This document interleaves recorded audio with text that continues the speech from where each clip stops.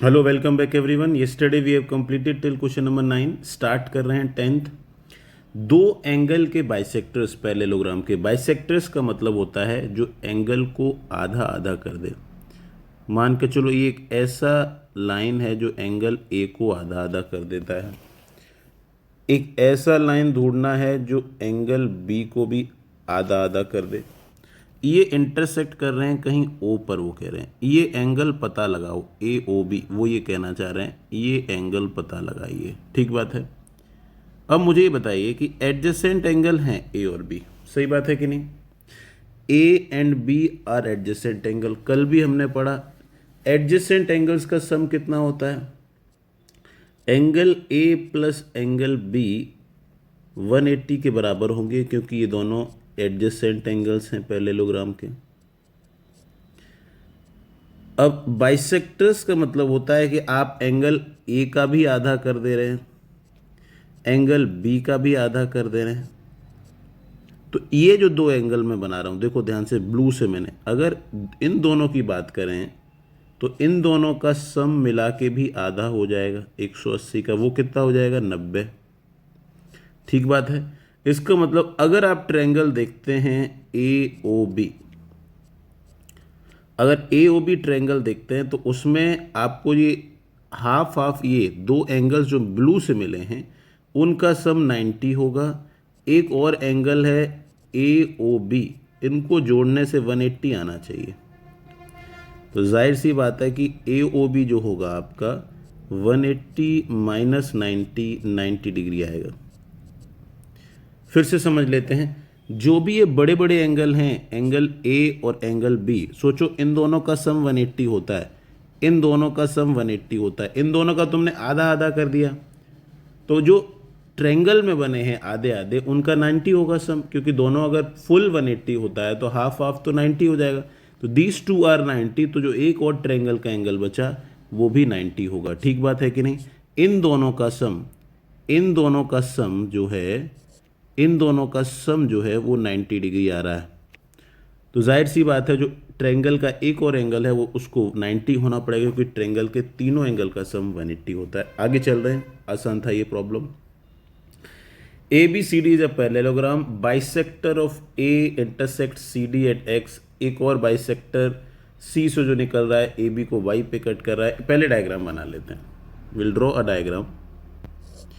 एक पैरेललोग्राम बना लेते हैं। ठीक बात है। इस पैरेललोग्राम में व्हाट दे आर सेइंग वो एक बार लिख लेते हैं। पैरेललोग्राम का नाम है A B C D. Angle A का जो बाइसेक्टर है ये कहीं सी डी पे कट कर रहा है। ये पॉइंट उन्होंने हमें दे दिया है एक्स, और एंगल सी का जो बाइसेक्टर है वो कहीं ए बी पे कट कर रहा है।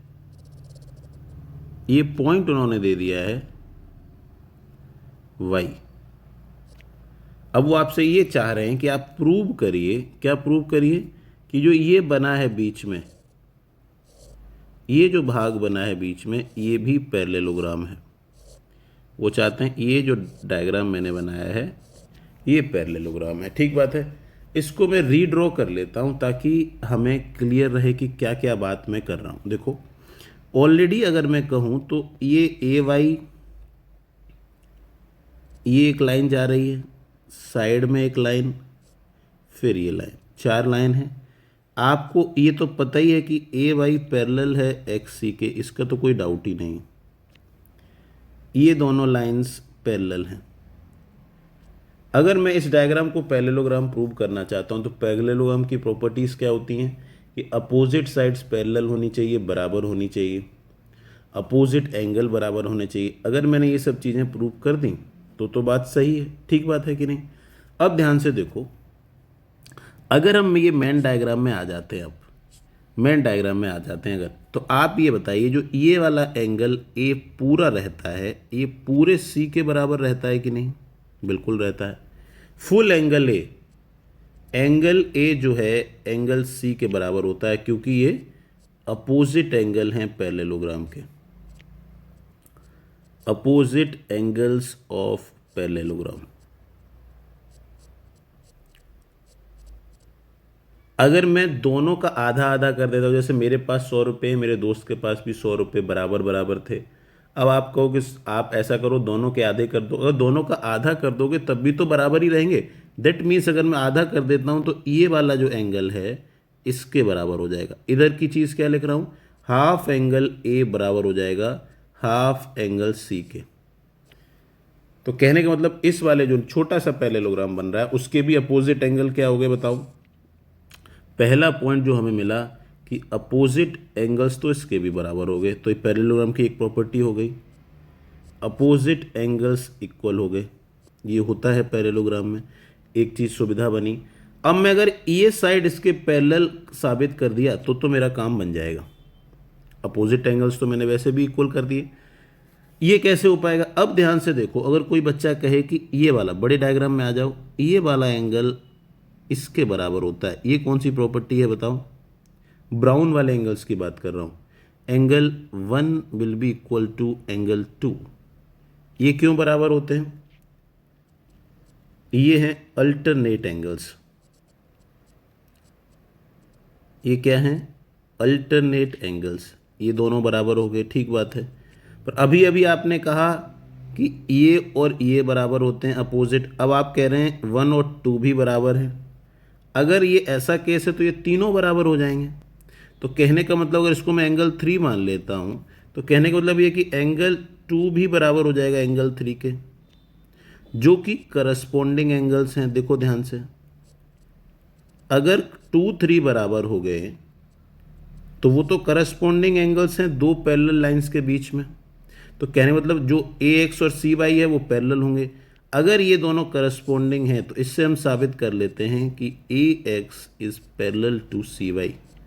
ध्यान से समझो एक बार फिर से, मैं रिमार्क कर देता हूँ, ये एंगल कुछ नहीं, अभी सब हटा देता हूँ, ध्यान से सुनो, बहुत ज़रूरी है।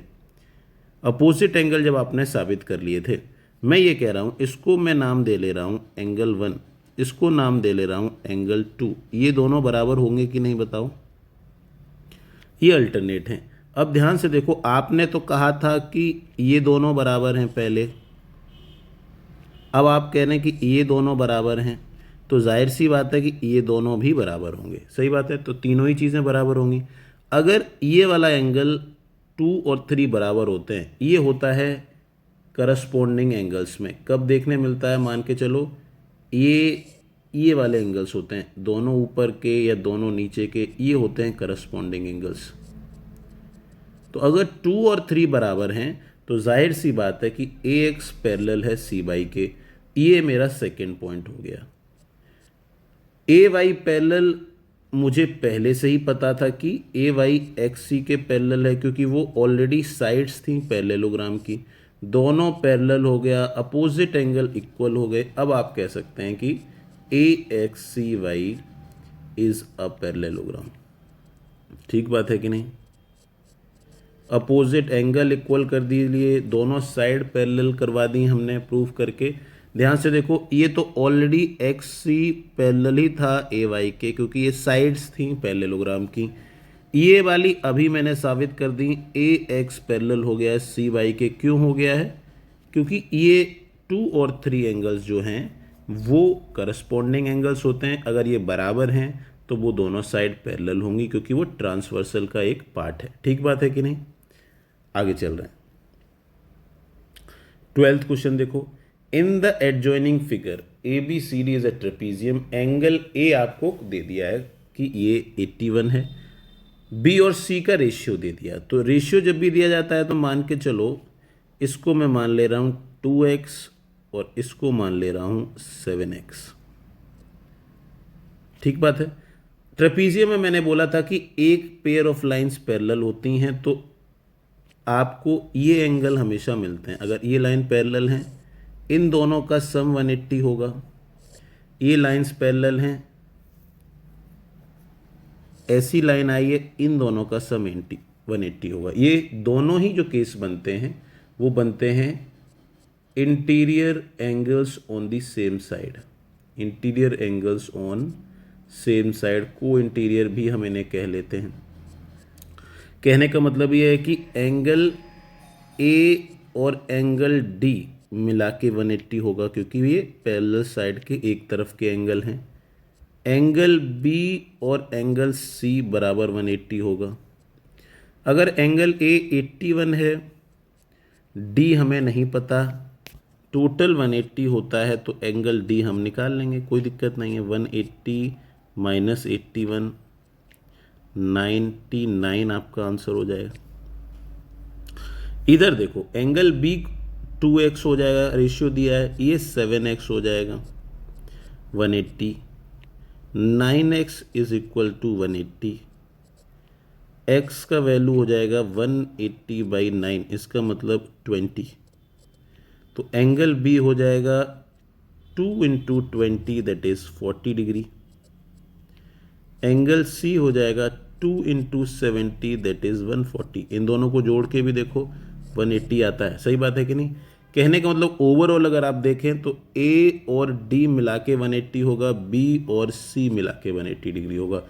एडजेसेंट एंगल्स मिला के 180 होते हैं, पर इसमें दोनों साइड पैरेलल नहीं है, तो सिर्फ पैरेलल साइड के बीच वाले दो एंगल्स का सम 180 आएगा। दोनों साइड सेम चीज़ लग रही है, कोई नई बात नहीं है। अगला क्वेश्चन फिर ट्रेपीजियम पर है, जाहिर सी बात है वही प्रॉपर्टी लगेगी और ट्रेपीजियम में कोई और प्रॉपर्टी होती नहीं है। एक डायग्राम ड्रॉ कर लेते हैं। वो कह रहे हैं कि ABCD एक ट्रेपीजियम है, मैं बना ले रहा हूँ। ABCD is a trapezium. They are saying angle A का वैल्यू उन्होंने दे दिया है 2x प्लस 13, डी भी दे दिया है उन्होंने 3x माइनस 43। तो बताओ इन दोनों का सम ही तो 180 होगा। 2x प्लस 13, 3x माइनस 43, इन दोनों को जोड़ दो 180 के बराबर आ जाएगा। 2 प्लस 3 कितना हो गया 5x, 43 माइनस में है तो माइनस का 30 क्योंकि 13 प्लस में है। अब 30 दूसरे साइड चला जाएगा, प्लस में हो जाएगा। x का वैल्यू हो जाएगा 210 बाई 5, 5 4 जा 20, 42 डिग्री। अब x का पुट करो वैल्यू, एंगल ए क्या आएगा 2 इंटू 42 प्लस 13, मतलब 84 प्लस 13 इज 97। एंगल बी क्या आ जाएगा, अब मैं 180 से माइनस भी कर देता हूँ तो भी हो जाएगा, पर फिर भी आप पुट कर लीजिए -43 that will be equal to 6, 126 minus 43 3, ये आपके दोनों एंगल हो जाएंगे। जोड़ेंगे तो 180 भी आएगा। अब आ जाते हैं बी और सी। बी और सी का रेशियो दिया है, कलर थोड़ा चेंज कर लेते हैं। बी दिया है 1, तो इसको 1y मान लो, x ऑलरेडी यूज़ हो गया तो कोई और वेरिएबल यूज़ कर ले रहा हूँ, इसको 11y मान लो। इन दोनों का भी सम 180 होगा। 1y plus 11y is equal to 180, that means 12y equal to 180। y का वैल्यू हो जाएगा 180 बाई 12, 12 बन जाए 12, 15। इसका मतलब है angle B will be 15 degree और बचा हुआ सब कुछ हो जाएगा एंगल सी 165 डिग्री। चारों एंगल मिल गए। इसमें भी यही काम करना पड़ा, बी सी मिला के 180, ए डी मिला के 180।